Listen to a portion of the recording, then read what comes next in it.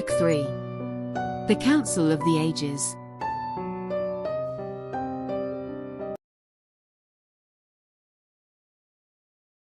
Chapter 10.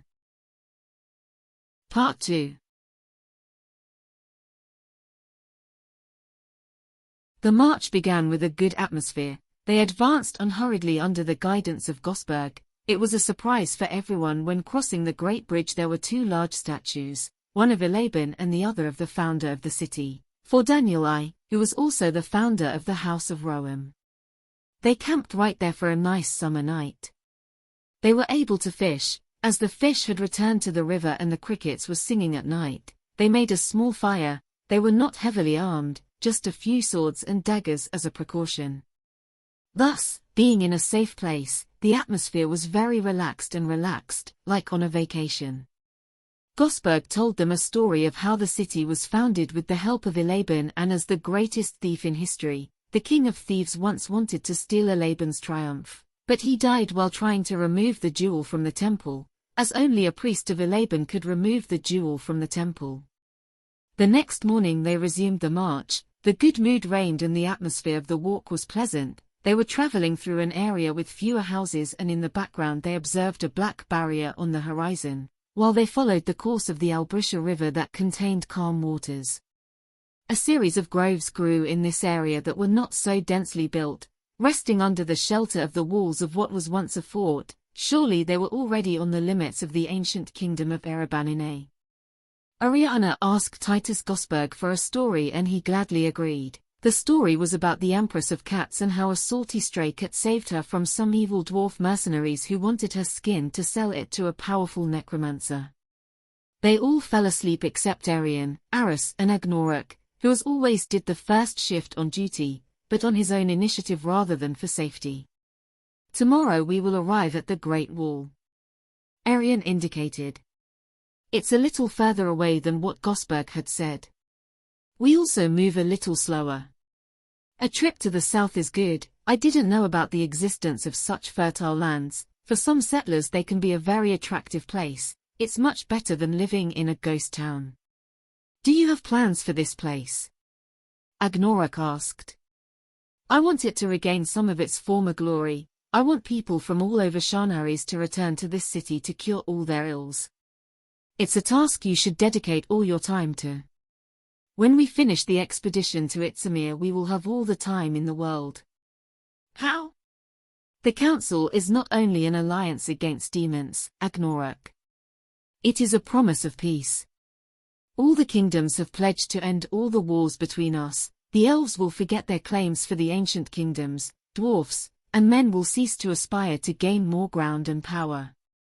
The great Agnoruk wars are over. The endless conflicts of the Age of the Damned will come to an end. The half-orc smiled wryly. Agnoruk, I'm not stupid. Surely there are conflicts. The Stufos continue to thrive underground. But the great wars between us will end all over Shanaris. Not all of Shanaris is part of the Council. Agnoruk pointed out. If all the Shanaris is there, what matters? What happens to orcs? No one has heard his opinion. Arras spoke frankly. The orcs will accept the Emperor's decision. Agnoruk looked at Arras in surprise. He was talking about the traitor who had killed his father to gain access to the imperial throne. How? Agnoruk, we cannot spend our whole lives looking for a senseless revenge that the only thing it will cause is a bloody civil war. We will only cause many more deaths to solve nothing. Arian here builds hope. I am going to help you do something different from the death that has accompanied us since we grew up. The expedition to Itzamir is your last mission within the Blue Phoenix Company as far as I can see. Once we end the threat, our contract with the company will be terminated and everyone can find their destiny. But there will be much less work for mercenaries in the peace sponsored by the Council of the Ages. You will be able to return home, Agnoruk. You will no longer have to fight in senseless wars. Agnoruk lowered his head. Retiring and living quietly in Snowy Valley was something he wanted, although on the other hand he could not deny that he was excited by fight and death. Well, there were always vampires. I have agreed with the Emperor that when we finish the expedition at Itzamir I will go to the Black Empire to recognize De Bruin as the rightful emperor and renounce all my rights to the throne. Thus at last peace will come on the Golden Plains.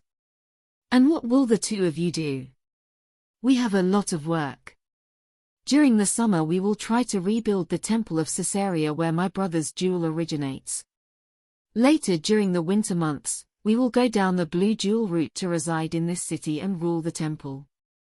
Also, we have to raise Ariana. Abandon the hated Agnoruk, soon it will be a time for forgetting. You will be free to seek a happier future, Elaban will bring hope back to Shanaris. Arian insisted to end the conversation. The flames began to slacken, Arras and Arian fell asleep, Agnoruk remained silent contemplating Astabaran. The expedition to Itzamir will change Shannari's story forever, although something inside him told him that it would not be as Arian had planned. It was all very strange, all the rulers of Shanaris were content to achieve peace, when most had betrayed even their mother to accede to the throne. It was all too nice, but she couldn't distrust Arian's words. If she had managed to get Arras to abandon her father's revenge, it was that this was very serious.